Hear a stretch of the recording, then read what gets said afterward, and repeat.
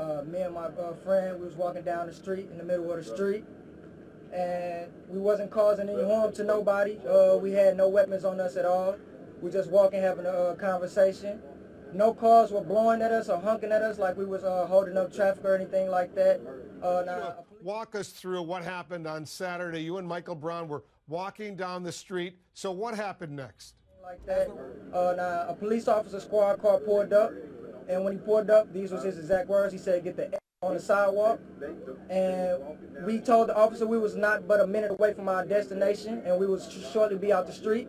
We was having a conversation, and he went about his way for about 1 or 2 seconds as we continued to walk, and then he reversed his truck, his car, and in a manner to where it almost hit us, and it blocked both lanes off the way he turned. We're walking down the street.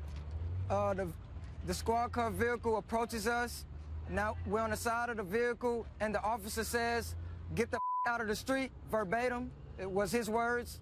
And at that moment, I told the officer, my friend Big Mike didn't speak. I told the officer that we was not but a minute away from our destination and that we would be out of the street.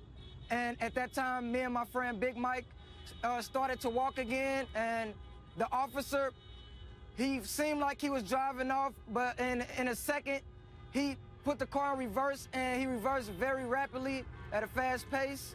And he slanted the car to a manner that it almost hit me and my friend Big Mike, so we had to step back. He pulled up on the side of us. He tried to thrust his door open, but we were so close to it that it ricocheted off us and it bounced back to him. And I guess that, you know, got him a little upset. And at that time, he reached out the window. He didn't get out the car. He just reached his arm out the window and grabbed my friend around his neck and was trying to, as he was trying to choke my friend, and he was trying to get away, and the officer then reached out and he grabbed his arm to pull him into the car. So now it's like the officer's pulling him inside the car and he's trying to pull away.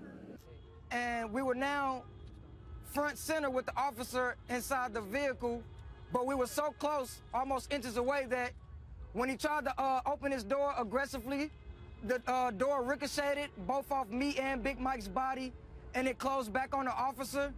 At that time, he reached out the window with his left arm. He grabbed onto my friend Big Mike's throat, and he's trying to pull him in the vehicle.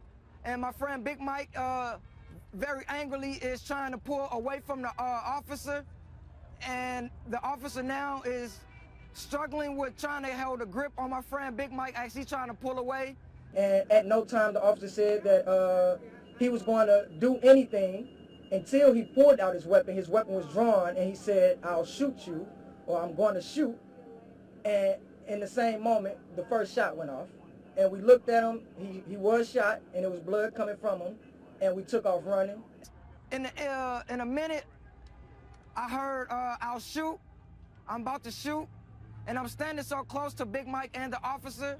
I look in his window, and I see that he has his gun pointed at both of us. And when he fired his weapon, I moved seconds before he pulled the trigger. I saw the fire come out the barrel, and I instantly knew that it was a gun. I looked at my friend Big Mike, and I saw that he was struck in the chest or upper region, because I saw blood splatter down his side, his right area. And at that time, we both took off running. As we took off running, I ducked and hid for my life because I was fearing for my life. And I hid by the first car that I saw. My friend, he kept running. And he told me to keep running because he feared for me too. Now, it was almost 2 or 3 minutes we was running, and I was able to hide myself behind the first vehicle that was up on the scene. And the officer then got out his car. My friend Big Mike was still running. He ran past me and saw me in plain sight. He said to me verbatim that, he said, "Keep running, bro." And he kept running. So as he was running, the officer was trying to get out of the car, and once he got out the car, he pursued my friend, but his weapon was drawn. Now, he didn't see any weapon drawn at him or anything like that, us going for no weapon. His weapon was already drawn when he got out the car. He shot again, and once my friend felt that shot, he turned around and he put his hands in the air. And I was so scared and feared for my life that my body was in shock. I couldn't move. I couldn't think at that time. And almost in an instant, my body started rising, and I see the officer proceeding after my friend Big Mike with his gun drawn. and he fired a second shot, and that struck my friend Big Mike, and at that time, he turned around with his hands up. He started to get down, but the officer still approached with his weapon drawn, and he fired several more shots, and my friend died. He didn't say anything to him. He just stood over and he was shooting. By then, I was so afraid for my life, I got up and I ran.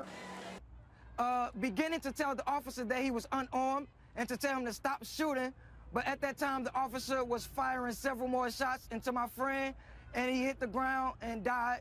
I watched him until his body stopped moving, and then I ran and vomited in my mouth, throwing up, hyperventilating, not knowing what to do. I just ran.